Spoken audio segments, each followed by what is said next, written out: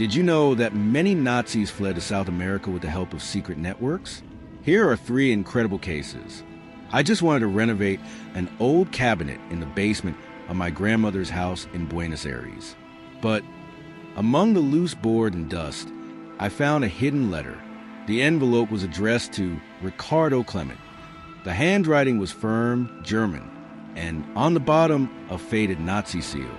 It was in that instant that I realized I had just opened the door to one of history's darkest secrets. I wasn't a Nazi hunter. I wasn't a historian, nor an investigative journalist.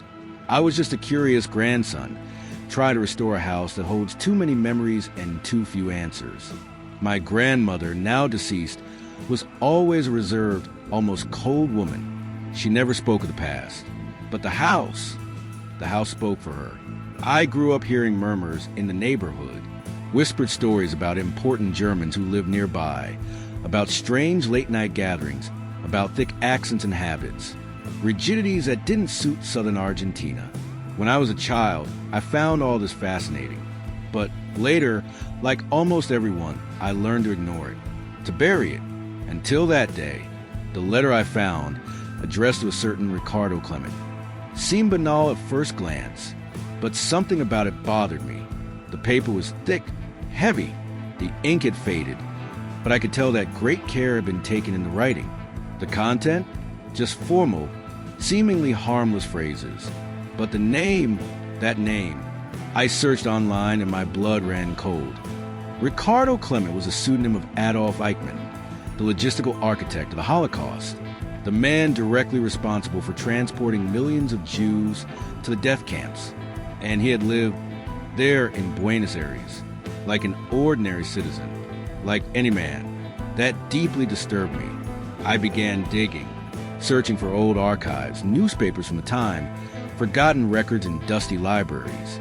How much the more I read, the more I understood that South America had become a silent refuge for men who carried too much blood on their hands. They weren't just 3 or 4 names. There were hundreds, many still unidentified, protected, hidden among us. I sought out the places, the cities, the stories told in hushed tones by elders with suspicious looks. In Bariloche, I heard from a man that one day Mengele had tea with my mother. In La Paz, a woman showed me an old photo of a certain Altman in uniform. It was Klaus Barbie, the butcher of Lyon. These people weren't hiding in holes. They were mingled with society. They were merchants, farmers, doctors, teachers. They walked the streets. They smiled at their neighbors. They went to Mass on Sundays. And behind all this silence, a silence that protects, that covers, that nourishes, I began to realize that the past never dies. It only changes. Name. And that's when my search stopped being just curiosity. It became an obsession. An almost unhealthy need to know how far the truth could go. Who helped? Who knew? Who pretended not to see? If you look closely, you'll realize there are ruins hidden beneath the surface of our cities. The ancient walls hold more than mold. They hold memories no one dares touch. And if you'll allow me, in the next few minutes, I'll take you down that path. A dark path, full of stuffy alleys and buried secrets. Because these 3 men I'm going to talk about, Eichmann, Mengele, and Barbie, weren't just symbols of evil. They were living proof that justice isn't always swift, and that evil, when it has influential friends, might as well take a vacation somewhere sunny in South America. Subscribe and like. If you dare, follow me. Because the truth, the real truth, doesn't always appear in books. Sometimes it's hidden in a basement, or in a letter, or in the gaze of a neighbor who lived longer than he should and knows too much. I began to notice a pattern. It wasn't a coincidence. There were layers of silence that seemed to have been carefully built, one upon the other, like bricks in a wall, a thick wall that separated the past from the truth. And what haunted me most was the realization that this silence was convenient for many people. After World War II, South America became a sanctuary, a discreet, perfect, almost planned shelter. Here, far from the reach of international tribunals and the world's attention, war criminals found what they desired most: anonymity. But this didn't happen by chance. They didn't arrive here alone. As I researched, I found the names of priests, diplomats, military personnel, influential people who helped cover their tracks, forge documents, and change identities. Complex networks, many of them with roots within the church itself, facilitated the escape of Nazis through discreet routes, crossing oceans until they landed in ports in Argentina, Brazil, Paraguay, and Chile, the so-called Ratlins. It was a system, a silent machine driven by shadowy interests. Nazi ideology didn't die in Germany. It simply spread, like a disease breathing a sigh of relief on a new continent. I heard from a former civil servant, now in his 90s, that the papers arrived ready. Italian passports, fictitious names, everything legalized. I just stamped them. The matter-of-factness with which he told me this was what bothered me most. As if he delivered a coffee. As if he hadn't helped a monster gain a new life. And society? It too remained silent. Because it was easier to pretend not to see. Because these German immigrants brought money, investments, culture. They were white, educated, hardworking. No one wanted to disturb them. In some Argentine cities, the presence of Germans was celebrated. In Bariloche, for example, they created schools, clubs, even churches. But you only had to look closely to realize many of these faces weren't just wrinkled, they were scarred. Old wounds hidden behind invented names and fabricated pasts. That's when I started having recurring nightmares. I dreamed I was walking the city streets, and everyone around me was wearing masks. Old, cracked masks that hid something rotten inside. I woke with my heart racing, as if I'd seen something I shouldn't have, as if I was being watched. And maybe I was. When you start digging in earth buried for so long, it's natural to find bones. But sometimes you find things still alive. And these react. In the next part, I'll show you the first of these men. A familiar face, a cursed name, and how he lived peacefully among us. Until the day he was finally pulled from the shadows. But the price of truth sometimes is higher than we're willing to pay. Have you ever wondered how so many war criminals managed to escape Europe, as if they evaporate into thin air? I've asked myself that question through entire nights, awake. Because it makes no sense, unless you understand the invisible gears that turn behind the official story. That's how I discovered the Ratlins, literally rat lines, an apt name for such dirty and silent routes. These clandestine lines were veritable underground tunnels of history, used to drain what remained of the Third Reich. And like rats, they escaped through cracks no one wanted to look closely at.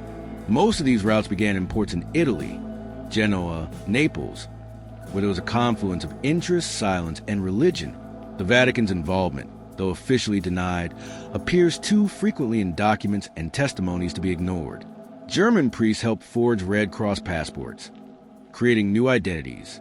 Many of these documents bore legitimate signatures, genuine seals. Everything seemed official. From there, the fugitives boarded ships bound for Latin America, Argentina, Paraguay, Brazil, Chile. I tracked some of these routes and found myself gazing out to sea, as if I could still see the ships cutting through the waves, carrying, among their passengers, murderers who had traded their uniforms for clean suits and discreet smiles. There's one name that recurs like an echo, Bishop Alois Hudel, an Austrian bishop with deep ties to the Vatican, who believed he was saving souls by helping Nazis escape trial. Hudel was a key player. He was like a gatekeeper to hell, opening the doors so the monsters could escape the fire. When I first read this, my hands trembled. This wasn't just any conspiracy.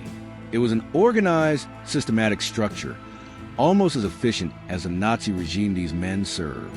And worse, sponsored in part by institutions that preach redemption and mercy. In Buenos Aires, I found records of discreet disembarkations, port records with names that didn't match, dates that coincided too closely with the disappearance of certain officers. An Argentine investigator, already old and ill, told me in a nearly whispered conversation. They arrived in batches, with money, contacts, and promises. And here, they found peace. Peace. The word sounded bitter to me, because how can there be peace where there is no justice?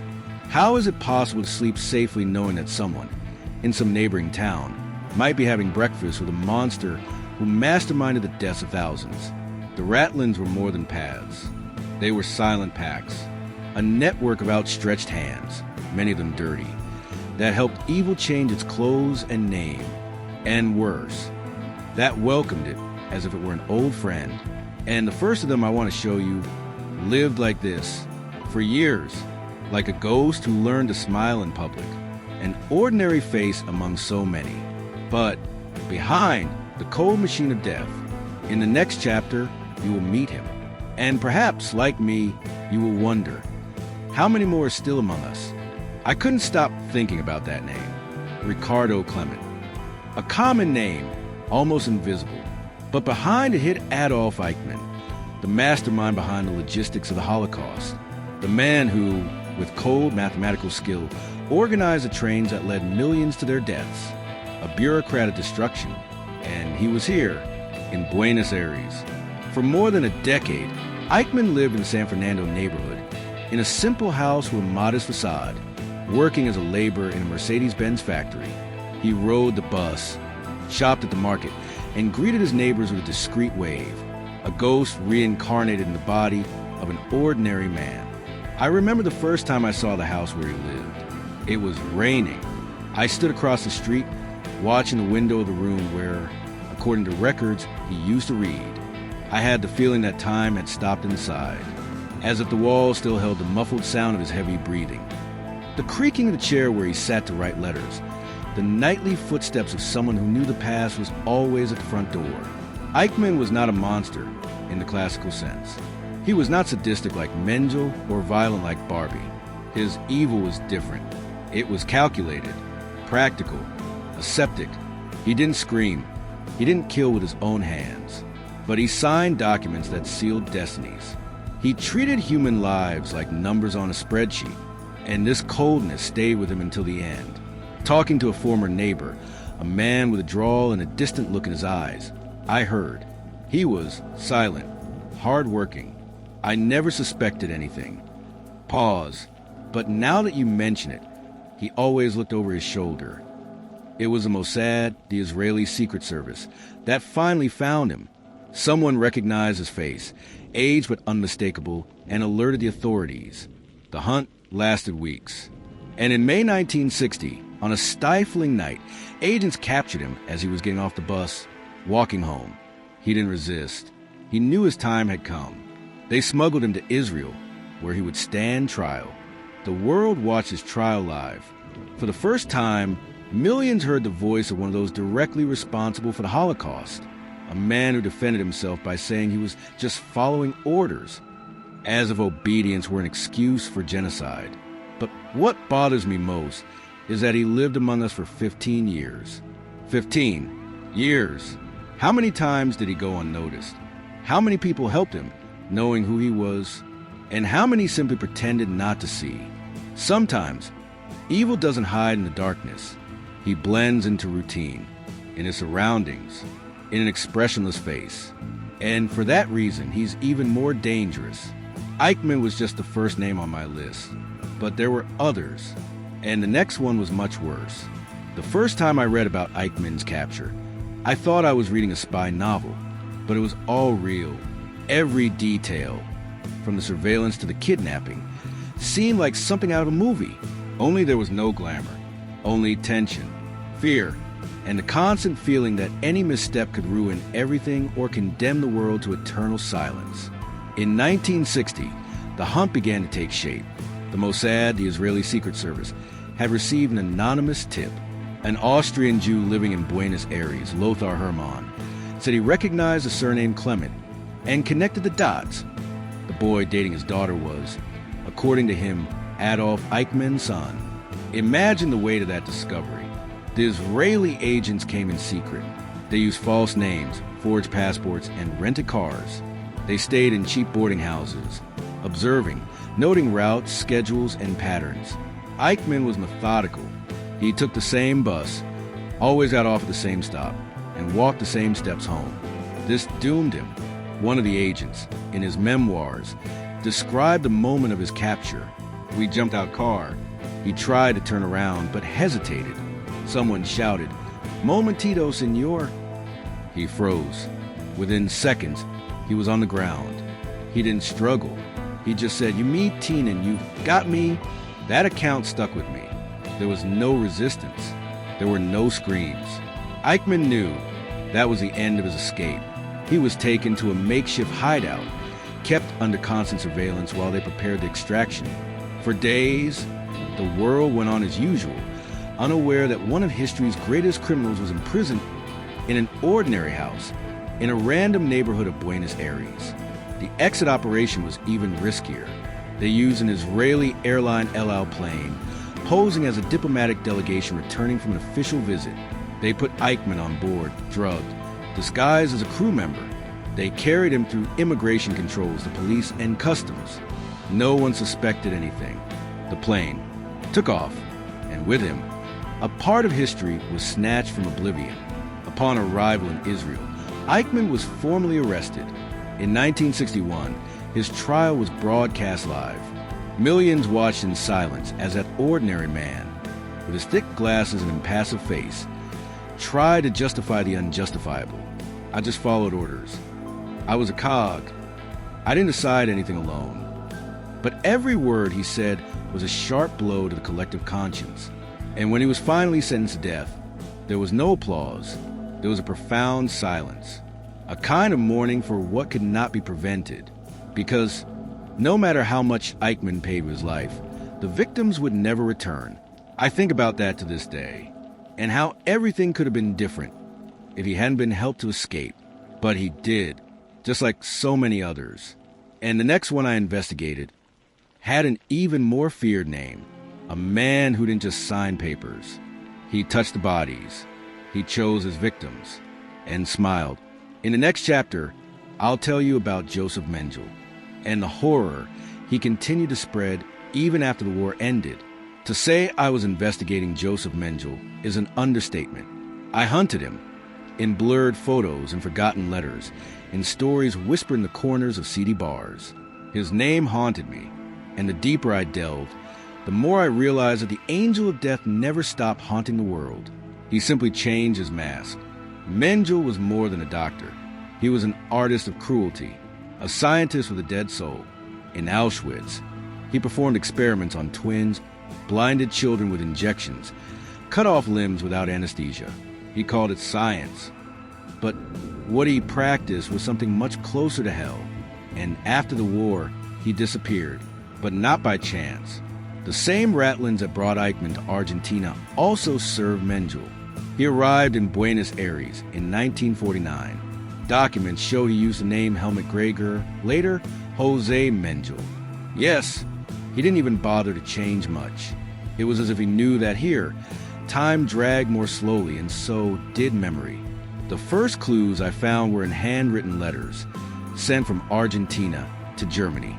They were addressed to his family. Cold phrases: rational, good climate, I'm well settled, still studying genetics. As if nothing had happened. As if Auschwitz were just a forgotten phase of his life. Then he crossed the border into Paraguay, where he obtained citizenship with the help of sympathizers. And finally, Brazil. Here, Mengele lived for more than a decade, first in Sao Paulo, later on farms in the countryside. He was protected, always, by a network of contacts that included businessmen, clergy, and even former Nazis converted into good citizens. The world seemed to want to forget, and Mengele used this oblivion as a veil that made him invisible. In 1979, he drowned, supposedly after a stroke, on a beach on the coast of Sao Paulo called Bertioga. A banal end. Tragic, not because of the circumstances, but because it was so peaceful. He died old, free, without ever having been tried, without ever asking for forgiveness.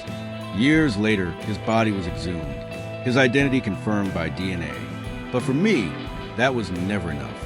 Because what bothers me isn't knowing how he died, but how he lived for so long without being touched by justice. On one of my trips, I interviewed a caretaker who looked after the property where Mengele spent his final days. He told me he was a quiet old man. He read medical books. He had cold eyes. He never smiled. And he didn't like being called by his name. I persisted. What name? He answered, almost in a whisper, his real one, because he knew he no longer deserved to be called a man. Mengele is an open wound in the history of South America, and that says more about us than it does about him. But the next name on my list did even worse. He didn't hide. He infiltrated. He strengthened himself. And he commanded. And, incredible as it may seem, he was welcomed as a hero. I never forgot the smell of that place. Wet earth, tall grass, moldy walls. The house was simple, isolated, hidden among crooked trees on the outskirts of Embudas Arts, Sao Paulo. And there, for years, Josef Mengele lived, as if he were just another sick old man waiting for death. But it wasn't just that. It was a hiding place, a standing tomb, a place where history was buried alive. I arrived at the farm after weeks of research, connecting the dots and reading forgotten files in yellow folders. A recurring name in police and Mossad reports led me there, Wolfgang Gerhard, one of the aliases Mengele used in his final years. It was under this name that he withdrew money from the bank, received mail, and bought medicine. When I stepped onto that ground, I felt something I had never felt before. It wasn't fear. It was a presence, like if the air were thicker, as if time still slipped slowly between those cracked windows, as if he were still there. The neighborhood was discreet, suspicious. No one wanted to talk. Some claimed they'd never seen him. Others simply said, he was a strange German. We lived our lives, he lived his. But an older resident, a man with a short beard and a glazed look, invited me in. He showed me a black and white photograph. 3 men sitting at a table, all with rigid features. In the corner, one of them seemed out of place, almost erased by the light. Mengele. That one? He paid cash. He never used the phone. He left early, returned before sunset. And he had a strange fear of being photographed. He told me that sometimes at night he would hear the sound of a radio on, tuned to a German station. And that one time, when his dog ran away and entered the farm, he returned with an injured paw on his tail between his legs. It was as if I'd seen a ghost, he said, looking at me with something between guilt and terror. Mengele lived there until his death in 1979, when, while swimming in the sea in Bertioga, he suffered a stroke and drowned. His body was buried under the name Wolfgang Gerhard, and there it remained for years, until in 1985, a team of investigators exhumed the body. Confirmation came later, through DNA. It was him. But none of this brought relief, because the truth is, he died without ever having been tried. No court, no formal acknowledgement of guilt, no reparation, just silence. And I wonder, every time I remember that place, that house, that wooden chair still propped up in the corner of the living room, how many others walked there with him? How many people knew? How many protected him? Brazil welcomed him, like so many others. And there's no denying it. We failed. But what comes next is perhaps even more disturbing, because while Mengele hid, Klaus Barbie, the butcher of Lyon, did the opposite. He acted, he manipulated, and he killed again. In Bolivia, the air seems thinner. I don't know if it's the altitude or the ghosts. I landed in La Paz with a single image in my mind. A man in uniform, a cold smile, soulless eyes. Klaus Barbie, the butcher of Lyon, before coming. I thought I'd find traces of the past, but what I saw gave me chills. Barbie never lived as a fugitive here. He was welcomed as an ally, a strategist, a useful man. In the post-war period, Barbie was recruited by the Americans. Yes, by the United States itself. The Cold War was beginning, and an old enemy seemed more exploitable than dangerous. He was used as an informant against communists, and when he became too uncomfortable, they released him into the world. Guess where he ended up? He arrived in Bolivia in 1951 with false documents under the name Klaus Altman. He soon settled in La Paz, where he opened shell companies and infiltrated the political backstage. But what startled me was discovering that he didn't just survive there, he thrived. Talking to a local historian, I heard the phrase that would stay with me for the rest of the trip.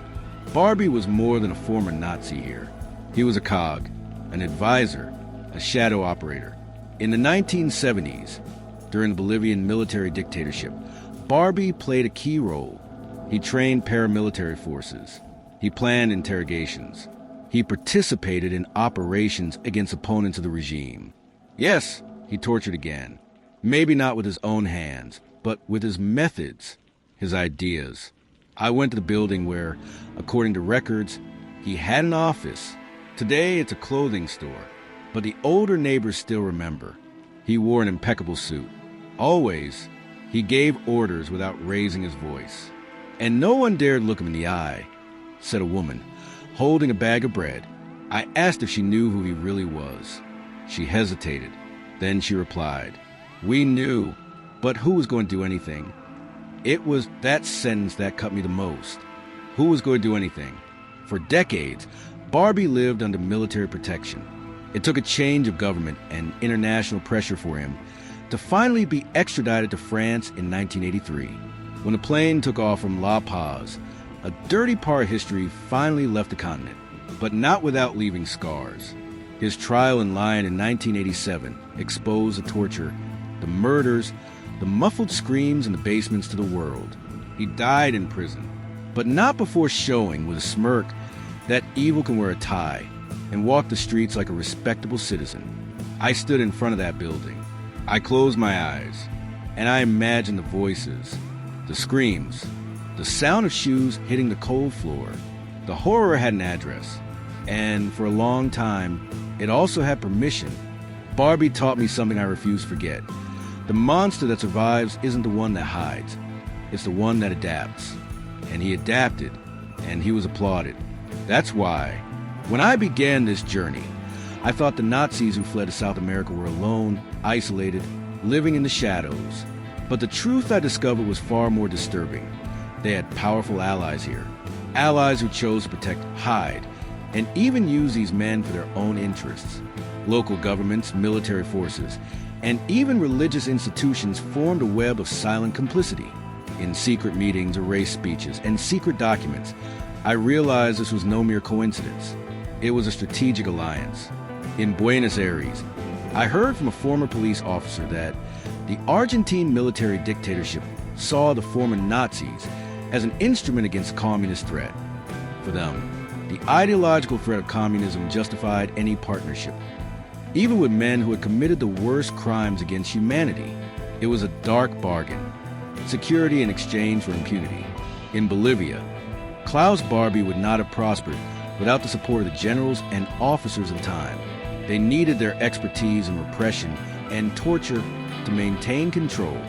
Barbie was a macabre teacher, training police and paramilitaries in the art of fear, and no one dared ask where he came from.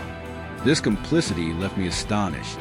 How could society turn a blind eye to such injustice? How can a system that should protect its citizens in the shadows harbor murderers? The Vatican also appears as a key piece in this puzzle. Documents and reports indicate that certain members of the church provided passports, shelters, and even connections for the Nazis to escape. The excuse? To safeguard souls. The reality? To collaborate in silence and oblivion. It was a conspiracy that crossed borders, involving politicians, religious figures, and the military. A complex network that kept the past buried, but never dead. I spoke with victims' families who wept not only for their loss, but also for frustration of seeing the criminals walking free. They told me stories of threats, of failed attempts to report the crimes, of missing documents. I realized that for many, justice was a distant concept, almost impossible to achieve, because when power allies itself with evil, truth becomes a prisoner. But this trip taught me a hard lesson. The past may try to hide, but it always finds a way to resurface. And it's up to us to listen, to remember, to question, because if we forget, we risk repeating it. In the next chapter, I will tell you about the latest searches and how these stories still resonate today, in places where time insists on keeping secrets. Even after decades, my search has never truly ended. The truth is that these men, Eichmann, Mengele, Barbie, were just the tip of the iceberg. Each name I unearthed brought others to light, shadows that move in the dark corners of South American history. And what haunts me is the realization that the hunt still continues. Many ask me why I dedicated myself so much to this investigation. The answer is simple: because these stories aren't just in the past. They live here now in forgotten accounts, in sealed archives, in faces that refuse to disappear. I visited small towns where old soldiers tell stories in hushed tones, where collective memory feels like a game of hide and seek. Often, clues are lost among contradictory versions, but there's one constant: silence. The silence of those who saw too much, heard too much, and were threatened into keeping a secret. I've met families who live with the burden of knowing their ancestors had connections to these men. It's not easy for them. The past is a shadow that stretches across generations. I've heard stories of people who tried to report the crime but were silenced by fear, by power, by the world's indifference. However, technology and the courage of new investigators are opening up previously closed paths. Declassified documents, digital archives, and the persistence of volunteer researchers show that the truth is never completely buried. I myself have found previously unpublished letters, photos, and accounts that confirm secret routes, unexpected accomplices, and meticulously crafted plans to conceal these identities. Each discovery is a piece of the puzzle, a spark in the darkness. But what strikes me most deeply is the gaze of the victims, or rather, the victims' descendants. They carry not only the pain of loss, but the hope of justice. Even if belated, their stories are a powerful reminder that we must never forget. As I write these lines, I know there are still more secrets to be revealed, that the past insists on making itself present to remind us of the fragility of justice. And I ask myself, how long will we pretend that silence is the best answer? How long will we allow history to be written only by the victors? The search for truth is a long and winding road, but it is the only one that can free us from the shadows that haunt us.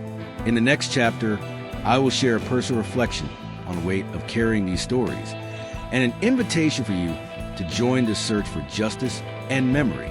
After so much time researching, listening, discovering, and reliving these stories, I find myself carrying a weight I didn't expect. A weight that isn't just mine, but belongs to all of us. Because these narratives don't belong solely to the past. They inhabit the present, within every forgotten memory, in every silence maintained, and in every glance that turns away. As I narrated the escape of these men, their hiding places, their masks, I realized that the real fight isn't just against the evil they've done.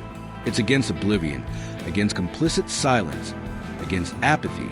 Because the greatest danger isn't the monster that lurks in the darkness, but the monster that camouflages itself in routine and neglect and indifference. I wonder how often we pass by people who could be the Eichmanns or the Mengeles of our time. Those who commit hidden injustices, who violate rights unnoticed, who accept unjust orders without question. And how often we choose to look the other way. This story I told is a warning, a call to not allow the past to repeat itself. May wounds not heal in vain. May memory not be just a dusty archive, but a living force that compels us to act. And that's why I ask you, don't let these stories die with time. Share, question, research. Seek the truth, even when it's painful. Because only then can we build a future where justice is not a privilege of the few, but a right of all. The story of these Nazis who fled to South America is more than a grim tale. It's a mirror that reflects what we are capable of doing, of hiding, of confronting, and also what we can change.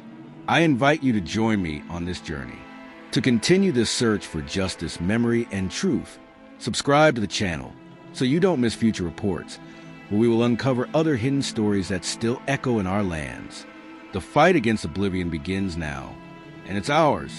I won't lie to you. Carrying these stories has been too heavy a burden for one man. Every name, every face, every detail I unearth stays with me like an invisible scar. Sometimes when I close my eyes, I feel like I'm walking through dark corridors. And behind every door lies a story that doesn't want to be forgotten, but also doesn't want to be remembered. It's as if memory itself is a specter that haunts me. It doesn't allow me to sleep peacefully. It doesn't let me close my eyes without feeling the weight of the victim's silence, the emptiness left by those who never had a voice. I find myself wondering, who am I to tell these stories? To relive this pain?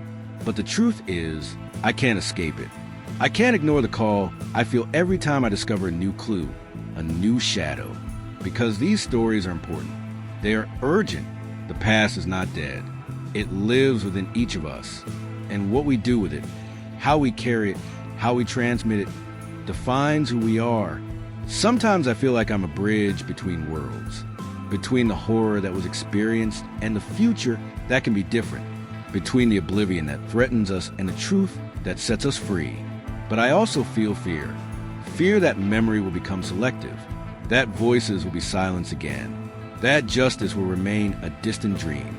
This fight isn't just mine. It belongs to all of us, to every person who refuses to accept oblivion as an answer, who searches, who questions, who confronts. I know these stories can be dark, heavy, but I also know they are necessary, because only by understanding the darkness can we learn to walk in the light. And I need you to walk with me. Don't look away. Listen, remember, together, we can honor those who have been forgotten and build a future where memory is an act of courage. During my journey, I found something that no amount of archival research could reveal: the voices of those who lived through the horror and yet resisted. They are the ones who gave me the strength to carry on. Their stories are like flames in the darkness, small, fragile, but capable of illuminating the truth that so many tried to erase. I met a woman named Elena who survived the concentration camps as a child. She told me, her voice trembling, how she lost her entire family, how she felt pure fear coursing through her veins with every step she took. But despite everything, she found the strength to fight for her life, to not let hatred win. Elena said something that has stayed with me forever. What hurt me most was not death, but oblivion, being erased from history, as if she had never existed. Another story that struck me was that of Miguel, a young man who grew up in Argentina, hearing rumors about neighbors who had passed through the hands of fugitive Nazis. He never fully understood what happened, but grew up with the weight of doubt and fear. When he finally decided to research the truth, he discovered a web of complicity that left him frightened and determined to tell the story so that others would not be left in the dark.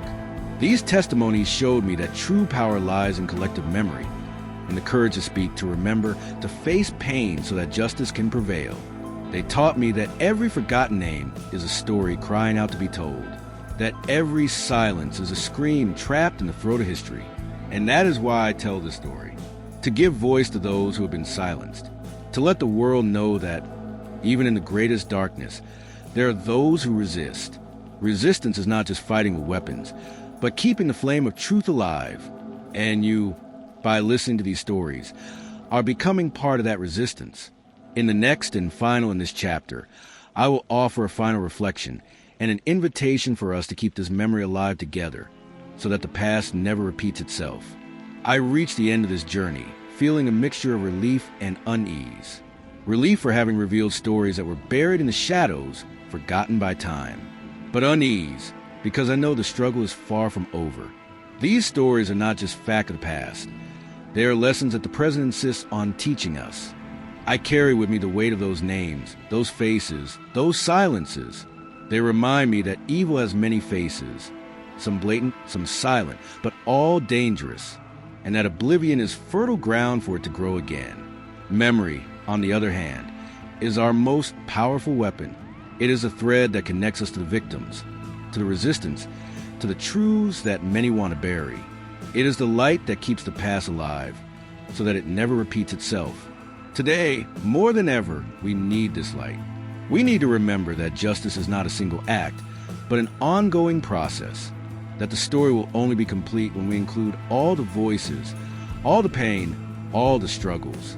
If there's one thing I want to leave you with, it's this: the responsibility we have to keep this memory alive, to question, to research, to tell, to not allow silence or indifference to become accomplices to evil. To those who have heard these stories thus far, I invite you to join me, to be part of this movement that resists oblivion, that honors victims with the truth, that seeks justice even when it seems distant. Subscribe to the channel, share these stories, engage in dialogue, question, and above all, don't let these voices be muffled by time, because memory is what makes us human. It's what gives us the chance to learn, to grow, to change. And that chance depends on each of us. Thank you for walking with me on this dark but necessary journey. The road is long and the struggle is constant, but together we can keep the flame burning. The story is alive, and us too